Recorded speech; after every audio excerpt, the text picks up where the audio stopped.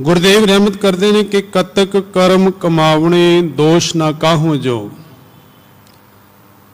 अज गुरुदेव ने कर्मां की गल की। गुरुदेव आखते हैं कि यह इंसान जिस तरह के तेरे कर्म ने शरीर रूपी कर्म रूपी धरती के उपर जिस तरह के तू कर्म करदा है उस तरह के भोग तेनों भोगने पैने ने। जिस तरह के जीव कर्म करता है ना उसी तरह का फल उसनों भोगना पैंदा है, क्योंकि ये शरीर जिहड़ा है साडा कर्म रूपी धरती है। और जिस तरह का असी कर्म कमाया उसी तरह का फल अंकुरित होंदा है, उसी तरह का जिहड़ा फल है वो पैदा होंदा है। गुरुदेव ने पहलियां पंक्तियां अंदर ही रहमत की, आखन के कतक कर्म कमावणे। कतक दे विच जिस तरह के तू कर्म कमांदा है उस तरह तेनों भोगना पैना है। फिर गुरुदेव आखते हैं कि दोष ना काहू जोग। जो कीते हुए कर्मां दे करके जीव नूं सुख दुख मिलते ने, इंज कह लवां कि दुख मिलते हैं, तो उन्हां दा दोष किसी होर दे मत्थे ना तो ला। क्योंकि मनुखी सुभाव है जदों जीव दुखी होंदा है या तो वह दोष संसार नूं देंदा है या निरंकार नूं देंदा है। गुरुदेव पावन बाणी दे विच रहमत करदे ने कि दद्दा दोष ना देओ किसै, दोष कर्म अपने आ। ये मेरे कर्मां दा दोष है, जो मैं किया सो मैं पाया, जो मैं कीता है वो मैं प्राप्त कर लिया है। दोष ना दीजै अवर जना। फिर गुरुदेव आखते हैं कि किसी होर दे मत्थे तू ये दोष ना ला, क्योंकि तेरे अपने कर्म ने दुख सुख पूर्व जन्म के किए। गुरबाणी अनुसार पूर्व जन्म है जो असी हुण तो पहला जो कर्म कमाए ने, भावें के कुछ दिन पहले, भावें कुछ महीने पहले, साल पहले जो कर्म कमाए ने वो साडे पूर्वले कर्म ने। ते गुरुदेव आखते हैं कि दुख सुख पूर्व जन्म के किए, सो जाने जन दाते दिए। मनुख सोचे कि दाते ने दिते ने, गुरुदेव आखते हैं कि यह तेरे अपने कर्मां दा सार है। कबीर साहब के बड़े प्यारे बच्चन ने, कबीर साहब आखते ने कि मन पंखी पयो उड़ उड़ दह दिस जाए, जो जैसी संगत मिले सो तैसो फल खाए। ये मन एक पक्षी की तरह है। ये मन पक्षी जिस तरह की संगत दी जाता है ना उस तरह का असर ये कबूल करता है। जे ये मनुख भले मनुखों की संगत दी जाएगा, नाम जपण वालियां दी संगत दी जाएगा, तो उत्थों शुभ गुण उहदे जीवन दे च आउणगे। और जे माड़े लोगों की संगत दी जाएगा तो उस तरह का असर इहदे मन के उपर प्रभाव पैना ही पैना है, वो कर्म अंकुरित होणगे ही। इसलिए कबीर साहब आखते हैं कि मन पंखी भयो उड़ उड़ दह दिस जाए, जो जैसी संगत मिले सो तैसो फल खाए। क्योंकि गुरु अर्जुन देव महाराज ने इस शब्द के अंदर दो गल्लां कीतियां ने, एक तो कर्मां दी कीती है, एक साध संगत दी कीती है। जिथे पहलियां पंक्तियां अंदर गुरुदेव आखते हैं कि कतक कर्म कमावने दोष ना काहू जोग, अखीर दे आखते हैं कि कतक होवे साध संग। सो गुरुदेव महाराज आखते कि तेरे अपने कर्मां दा सार है। गुरु नानक सच्चे पातशाह महाराज जपजी साहब की बाणी दे विच रहमत करते हैं, कहते हैं कि राती रुती थिती वार पवन पानी अग्नि पाताल। परमात्मा ने रातां बनाईयां, रुत्तां बनाईयां, थितां बनाईयां। थितां दा संबंध चंद्रमा दे नाल है, पूर्णमाशी तो घटदियां ने ते वधदियां ने। राती रुती थिती वार, वार का संबंध सूरज के नाल है, जो असी ऐतवार तो लैके फिर शनिवार ऐतवार तक 7 दिन गिनते हैं। महाराज आखते हैं कि राती रुती थिती वार पवन पानी अग्नि पाताल। परमात्मा ने पवन बनाई, पानी बनाया, अग्नि बनाई, ये सारा कुछ बना के गुरुदेव आखते हैं कि तिस विच धरती थाप रखी धर्मशाल। गुरुदेव ने यह सारा ब्रह्मंड साज के, सृष्टि साज के ये धरती टिका दी। धरती क्यों बनाई? महाराज आखते ने कि यह धरती बनाई धर्मसाल, जिथे आके ए इंसान तू धर्म नूं कमाना है। धर्म की है? सच नूं प्राप्त करने लई कीते होए जो उद्यम ने उन्हां नूं सच धर्म किया जाता है। अपने जीवन नूं बेहतर करने लई जो कर्म कीते जांदे ने उन्होंने धर्म किया जाता है। तो धर्म दे विच वखरियां वखरियां मर्यादावां ने, जिवें कह लवां कि सिख धर्म की वखरी मर्यादा है, सनातन धर्म की वखरी है, इस्लाम की वखरी है। धर्म जीवन जीण की कला नूं धर्म किया है। गुरु अंगद देव सच्चे पातशाह ने बड़ी कमाल की। उन्होंने आसा की वार के अंदर बचन किए ने। महाराज आखते हैं कि जोग शब्दं ज्ञान शब्दं। जदों इस धरती के उपर वर्ण वर्ण सी, 4 वर्णा दे विच लुकाई वंडी हुई सी, खत्री ब्राह्मण शूद्र और वैश्य। ते गुरु अंगद देव महाराज आखते हैं कि जोग शब्दं ज्ञान शब्दं। जोगियां ने ज्ञान नूं प्राप्त करना ही धर्म समझ लिया। उन्होंने बहुता ज्ञान प्राप्त किया। जोगी बड़े सियाणे सन। जदों बाबा नानक सुमेर पर्वत पर गए, उत्थे जोगी ही मिले बाबे नानक नूं। महाराज आखते कि जोग शब्दं ज्ञान शब्दं वेद शब्दं ब्राह्मणा। ब्राह्मणा ने वेदां नूं पढ़ना, वेदां दा पाठ करना, धार्मिक कर्म करने, ये ब्राह्मणा दा कर्म सी। उन्होंने पाठ पूजा नूं ही धर्म समझ लिया। गुरुदेव आखते हैं कि जोग शब्दं ज्ञान शब्दं वेद शब्दं ब्राह्मण। खत्री शब्दं सूर शब्दं। खत्रियां दा जिन्हों छतरी किया जाता है। उन्होंने रण के अंदर जूझना, जंग करने, इन्हों धर्म समझ लिया। महाराज आखते हैं कि शूद्र शब्दं प्राकृत है। जिहड़े शूद्र सन, इन्हां तिन्हां की सेवा करते सन, उन्होंने इनू धर्म समझ लिया। हुण गुरु अंगद देव पातशाह अखीर दे आखते हैं कि सर्व शब्दं एक शब्दं। सारे धर्मां तो श्रेष्ठ धर्म की है? एक शब्दं, एक वाहिगुरू के गुणां दे नाल, परमात्मा की सिफत सलाह दे नाल सांझ पानी। कि सर्व शब्दं एक शब्दं जे को जाने भेओ। जिहड़ा इस गल नूं भेद नूं समझ गया, गुरु अंगद देव महाराज आखते हैं कि नानक तां का दास है, मैं उहदा दास हां। सोई निरंजन देव, वो निरंजन का स्वरूप है जीव। गुरुदेव आखते हैं कि जीवन जीण की कला नूं जिस दे नाल सच नूं प्राप्त कर लईए, वो धर्म है। ते सर्व धर्म है श्रेष्ठ धर्म। हर को नाम जप निर्मल कर्म, ये सब तो श्रेष्ठ धर्म है। गुरुदेव पातशाह आखते हैं कि कत कर्म कमावणे दोष ना काहू जोग। कि कतक दे महीने अंदर जीव जिस तरह के तू कर्म करदा है। एक गल मैं अपना साझी करा। गुरु अंगद देव सच्चे पातशाह महाराज धर्मी सन, धर्म के राह के उपर तुरे हुए सन, अपनी किरत भी सच्ची सुची करते सन। पर इस दे नाल नाल अजे तक सच की प्राप्ति लई वो राह नहीं सी मिलिया। और वो पूर्ण राह जिहड़ा है वो गुरु के राह ही मिलता है। जदों भाई जोध कोलों ये बचन सुने जो आसा की वार दे अंदर बचन ने कि जित सेवीए सुख पाईए सो साहिब सदा संभालीए। जित कीता पाईए अपना सा घाल बुरी क्यों घालीए। कर्मां दी गल है ना। तो सतगुर आखदे ने जे कीता होया पाना ही है। जे चंगे भी कर्मां दा फल मिलना है और माड़े कर्मां दा भी फल मिलना है। जित कीता पाईए अपना सा घाल बुरी क्यों घालीए। फिर बुरे काम मंदे कर्म क्यों कीते जाण। और शब्द की बरकत ऐसी वरती। धन गुरु अंगद देव महाराज भाई लहणा जी गुरु नानक साहब की शरण च आए और गुरु नानक सच्चे पातशाह की शरण प्राप्त करके 7 साल की सेवा करके गुरु नानक का रूप हो गए। गुरुदेव आखते कि कत कर्म कमावणे दोष ना काहू जोग। परमेश्वर ते भुलिया व्यापन सभे रोग। परमेश्वर नूं भुलाया जिस मालिक ने ये दुनिया के सारे सुख अनायतां बख्शिशां कीतियां ने, वो परमात्मा सानू विसर गया। तां ही गुरुदेव पातशाह सुचज्जी बाणी दे विच एक पंक्ति उचारण करते ने। सूही राग दे अंदर ये 3 सिरलेख ने, सुचज्जी कुचज्जी।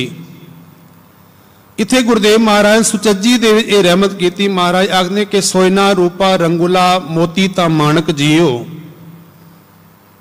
सह वस्तु शह दित्तियां मैं तिन स्यों लाया चित जियो जिस मालिक ने मैनू सोना दिता रूपा तू भाव चांदी मिली जिसकी कृपा नाल सोना रूपा रंगुला मोती ता माणक जियो मोती माणक मिले सह वस्तु शह दित्तियां मैं तिन स्यों लाया चित जियो मेरा चित उन्हां वस्तुआं दे नाल लग गया ते परमात्मा देण वाला भुल ही गया परमेश्वर ते भुलिया व्यापन सबे रोग रोग तां ही आ खलोंदे ने जदों परमात्मा दा नाम परमात्मा दी याद हिरदे दे चों भुल जाए ते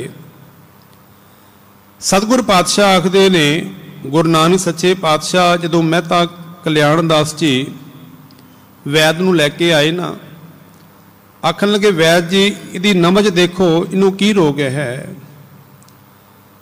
वैद ने आके गुरु नानक सच्चे पातशाह दी हाथ दे नाल नमज देखी ते धन गुरु नानक साहब ने उत्थे शब्द उच्चारण किया गुरुदेव आखदे ने दुख विछोड़ा एक दुख भुख एक दुख सकत वार जमदूत एक दुख रोग लगे तन धाए वैद ना भोले दारू लाए गुरुदेव आखदे चार तरह का दुख है एक विछोड़े का दुख जिस करके जीव संसार दे जन्म लिया जे परमात्मा दे नाल साझ नहीं पई वो बार बार जम्मण मरण दे गेड़ दे विछोड़े दे पिया रहंदा है दुख विछोड़ा एक दुख भुख एक तृष्णा दी भुख जो कदे मुकदी नहीं एक दुख सकतवार जमदूत जमा दा दुख चौथे नंबर ते गुरुदेव आखदे ने कि एक दुख रोग लगे तन धाए तन नूं आके कोई रोग लग जाए गुरुदेव आखदे ने कि बेमुख होए राम ते जिहड़े फिर बेमुख होए ने परमात्मा तो लगन जन्म विजोग उन्होंने जन्मा जन्मां दे विजोग छिड़ गए ने दुख छिड़ गए ने साध संगत कबीर साहब जी ने अपने श्लोकां दे एक पंक्ति उच्चारण की है वो आखदे ने कि चक्के ज्यों निस बिछुरै आए मिलै प्रभात एक पक्षी है जिसका नाम चकवी और चकवा किया जाता है ये रब्बों ही जो रात होंदी है ना तो उन्होंने दिसना बंद हो जाता है वो सारी रात एक दूसरे नूं आवाज़ां मारदे रहंदे ने सूरज की पहली किरण जो धरती के उपर पैंदी है वो एक दूसरे नाल मिल पैंदे ने कबीर साहब आखदे ने वो चक्के और चकवा जिहड़े ने एक रात लई विछड़े ने पर सूरज की पहली किरण दे नाल वो मिल पैणगे चक्के ज्यों निस विछुरै निस कहते राती नूं आए मिलै प्रभात वो प्रभात फिर मिल पेगी पर जो नर बिछड़े राम स्यों ना दिन मिले ना रात कितनी रातां गुजर गईयां कितने दिन गुजर गए कितने साल गुजर गए जिंदगी गुजर गई परमात्मा के नाम के नाल मिलाप ही नहीं होया गुरुदेव पातशाह आखदे ने कि वेमुख होए राम ते लगन जन्म विजोग गुरु परमात्मा तो विछड़ गए जड़े बड़ी संखेप जी में अर्ज करा गुरु कलगीधर पातशाह महाराज आनंदपुर साहब की धरती पर जो मौजूद ने ना ते भाई महा सिंह की अगवाई दे विच 40 सिंघां ने यह लिख दिता हालांकि गुरुदेव पातशाह ने कहा सी कि जो जाना चाहता है वो लिख के दे जाए कि अज तो बाद गुरु कलगीधर पातशाह साडे गुरु ने असी सिख नहीं उन्होंने वो चिट्ठी लिखी नूं जो विदावा किया जाता है विदावा दे के चले गए गुरु कलगीधर पातशाह आनंदपुर साहब का किला छोड़ते हैं चमकौर के अंदर शहादतां हुईयां उस तो बाद खिदराने की ढाब जिन्हों मुक्तसर किया जाता है उत्थे आके सिंह वापस आए उन्होंने आके जंग लड़ी और खिदराने की ढाब के उपर जित प्राप्त की हालांकि 40 सिंह वो शहीद हो गए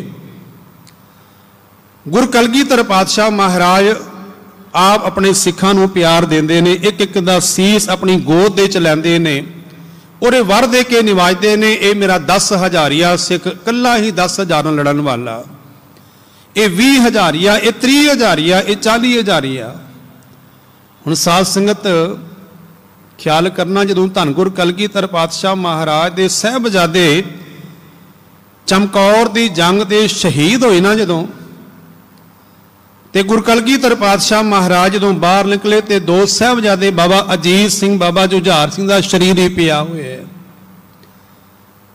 गुरुदेव पातशाह ने भाई दया सिंह नूं मना कर दिता कि इन्हां दे उपर कफन नहीं पाना जे सारियां वास्ते तेरे कोल कपड़ा है ते पहले सारे सिखां दे उपर पा, फिर मेरे पुत्रां पर पाई, क्योंकि मैं पुत्रां दे नाल और सिखां दे नाल कते वितकरा नहीं कीता। पंजां प्यारियां दे चों भाई हिम्मत सिंह, भाई मोहकम सिंह, भाई साहिब सिंह, उन्हां दा शरीर भी पिया है। गुरदेव पातशाह ने अपने साहबजादियां दे शरीरां नूं नहीं संभालिया, पर इत्थे एक एक सिख नूं वर दे के निवाजदे ने। और भाई मान सिंह और उन्हां सिखां नूं गुरदेव पातशाह दे अखीरले वेले गोद नसीब होई। याद करना धन गुरु नानक सच्चे पातशाह महाराज, जिन्हां दे नाल तकरीबन अद्धी सदी मरदाना जी रहे, ते मरदाना जी दा अखीरला संभालिया गुरु नानक साहब सच्चे पातशाह ने। अखीर वेले बाबा नानक नाल सन। मेरी पीरी दे मालक धन गुरु हरगोबिंद साहब सच्चे पातशाह महाराज भाई गुरदास जी उन्हां दा अखीरला संभालते ने। भाई गुरदास जी दा अखीरला संभालिया मेरी पीरी दे मालक ने। बाबा बुढ़ा जी दा अखीर वेला संभालिया धन गुरु हरगोबिंद साहब सच्चे पातशाह ने। करतारपुर दी जंग दे अंदर जदों भाई मुगलों जिहड़ा फट्टड़ हो गया ते गुरदेव नूं आखण लगा, गुरदेव पातशाह मैनूं इजाजत दिओ। महाराज कहन लगे, भाई मुगलो अजे तू रहना है संसार दे, असे चले जाना है। ते भाई मुगलू हाथ जोड़ के आखन लगा, गुरदेव पातशाह भावें शरीर करके जाओगे, जोत करके तुसी मौजूद रहना है। ते महाराज कहन लगे, भाई मुगलो तेनू असी वादा करते हैं तेरा अखीरला संभालांगे। धन गुरु हरगोबिंद साहब महाराज तो बाद 7वीं पातशाही, 8वीं पातशाही, 9वीं पातशाही महाराज उस वेले बकाले की धरती पर ने बादशाह जो गुरता गद्दी पर विराजमान होए ने। ते भाई मुगलू का अखीरला वेला आ गया अपने घर दे विच। गंडुआ पिंड है, धन गुरु कलगीधर पातशाह खिमा करना गुरु तेग बहादुर सच्चे पातशाह घोड़े पर सवार होए ते गंडुआ पिंड पहुंचे। महाराज ने उत्थे भी भाई मुगलू का अखीर संभालिया, उदी गोद उदा सी जिहड़ा अपनी गोद दे च रखिया। महाराज ने मूल मंत्र का पाठ करवाया गुरदेव पातशाह ने। गुरदेव पातशाह इत्थे धन गुरु कलगीधर पातशाह भाई मान सिंह ने हाथ जोड़ के आख्या, दाता हुण दरगाह तो ही आवाज़ां आ रही ने कि वेमक होए राम ते लगन जन्म विजो। ते धन गुरु कलगीधर पातशाह महाराज आख लगे, भाई मान सिंह मंग लै की मंगदा। ते आख लगे, गुरदेव पातशाह जो विदावा जो चिट्ठी सी ना वो पाड़ दिओ, टुट्टी गंढ लिओ। साध संगत धन गुरु कलगीधर पातशाह महाराज एक वेला ऐसा सी कि परिवार भी नाल नहीं रहा। परिवार भी कोई दिल्ली सी, कोई गुरदेव पातशाह महाराज दा जिन्होंने शहादतां प्राप्त करनियां, पर धन गुरु कलगीधर पातशाह महाराज ने अपने कमर कस्से दे विच विदावा सांभ के रखिया होया सी। महाराज ने वह विदावा कढ़िया ते उत्थे वह विदावा फाड़िया, उत्थे टुट्टी गंढी गई जिदा नाम खिदराने की ढाब सी। उन्हें गुरदेव पातशाह ने उन्होंने मुक्तसर का नाम दिता। उत्थे 40 सिंह शहीद होए, उन्होंने मुक्तियां प्राप्त कीतियां। गुरदेव आखदे ने कि वेमक होए राम ते लगन जन्म जो खिन में कोड़े होए गए जितड़े माया भोग। जिन्हां सुखां दे खातर परमात्मा सानू भुल गया, मालिक की याद भुल गई। गुरदेव आखदे ने वो पदार्थी हुण कोड़े हो गए। कोड़े किवें हो गए? हुण शरीर के अंदर सत्या नहीं रही। वो दुनिया के पदार्थ इकट्ठे किए हुए उही दुखों का कारण बन गए। तो मनुख आखदा है कि सारा जीवन इन्हां पदार्थों के करके दौड़दा रहा, वो पदार्थ ही मेरे नाल नहीं निभे और उन्हां पदार्थों करके ही अज वो मेरे दुखों का कारण भी बन गए। एक पंक्ति आप नाल सांझी करां, खसम मरे तो नार ना रोवे, उस रखवारो ओरो होवे। जो खसम मर जाए ना तो नार नहीं रोंदी। इत्थे किहड़ी नार की गल कीती? गुरदेव आखदे ने कि जदों कमाण वाला जो सारी जिंदगी धन दौलत इकट्ठा करता है वो संसार तो जो रुखसत कर जाता है तो माया रूपी नार नहीं रोंदी, क्यों उन्होंने सांभण वाले होर बतेरे ने, परिवार के जी ने। जे परिवार के जी ना होण ते कई संस्थावां जड़ियां ने उस धन नूं सांभ लैंदियां ने। महाराज आखदे ने कि खिन में कोड़े होए गए जितड़े माया भोग विच ना कोई कर सके, किस थां रोवें रोए हुण विचोला कोई नहीं बन सकदा। किते जाके अगे तरला किया जाए, किते अगे जाके रोना रोया जाए। हुण विचोला कोई बनने वाला नहीं। कुछ दिन पहला श्राद्ध के दिन गए ने। संसार दे विचों जदों जीव रुखसत करता है ना, तो अपने अपने धर्म के मुताबक लोकी शरीर का संभाल करते हैं, संस्कार करते हैं, जा कह लवां कि उहदे अखीरलियां क्रिया निभाइयां जांदियां ने। शरीर नूं ते असीं आपे साਂਭ के आ गए, शरीर तो उस वेले मिट्टी हो गया, पर मरण तो बाद उस लई पदार्थ भेजे जाते हैं, भोजन भेजा जाता है, वस्त्र अन्न भेजे जाते हैं।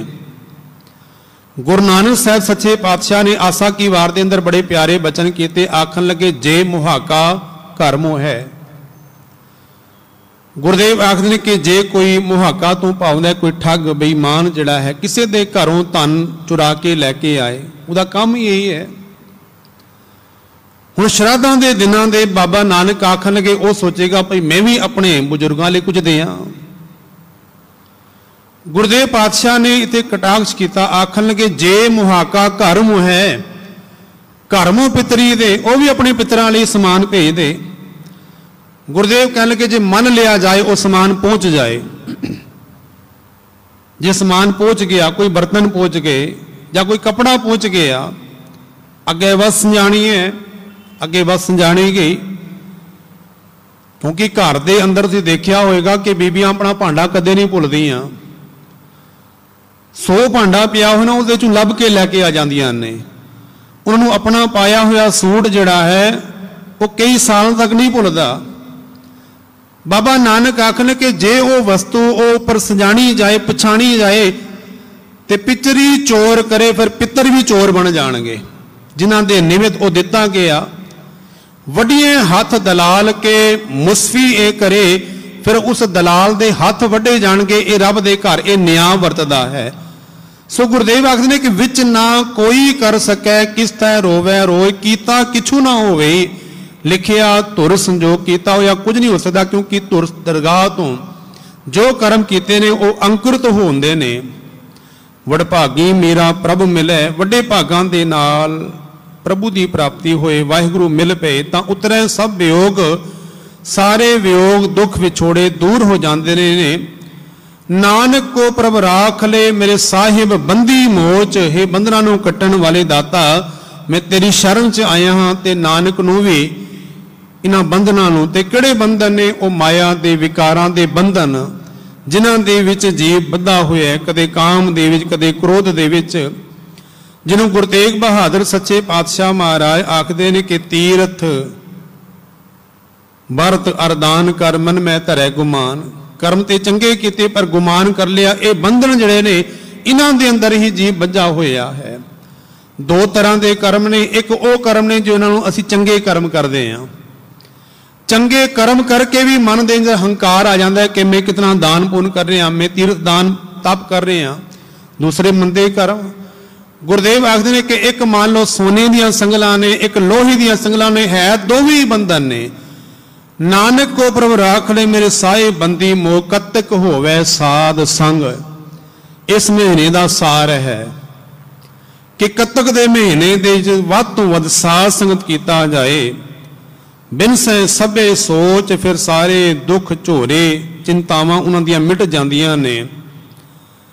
क्योंकि धन गुरु नानक साहब के बचन ने वो आखते कि पाठ पढ़ियो अर वेद विचारियो, निवल भुजंगम साधे, पंच जना सो संग ना छुटकियो, अधिक आहंग बुद्ध बाधे। ये सारे वो मिथे हुए कर्म ने, मिथे हुए वो पाठ करने। पाठ पढ़ियो अर वेद विचारियो, निवल भुजंगम साधे, न्योली कर्म करने।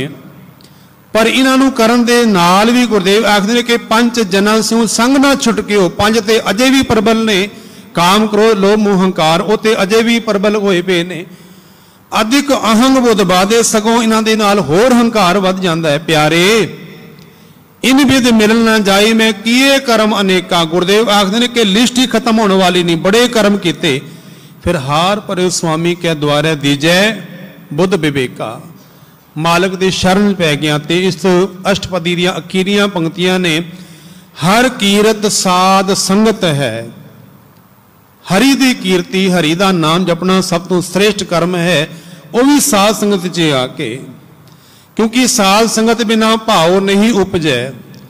साध संगत वड़ियां भागां दे नाल लोकी घर दे विच ही पाठ करदे ने, नेम निभांदे ने, मुबारक है, पर साध संगत तो बिना वो भाव नहीं पैदा होंदा। इसलिए गुरुदेव ने संगत की वडियाई की है कि संगत दे विच आके जो परमात्मा का नाम जपिया जाता है उसका फल बहुता मिलता है। हर कीरत साध संगत है, सिर करमन कै कर्मा, कोह नानक तिस भयो प्रावत, जिस पूर्व लिखे का लहना।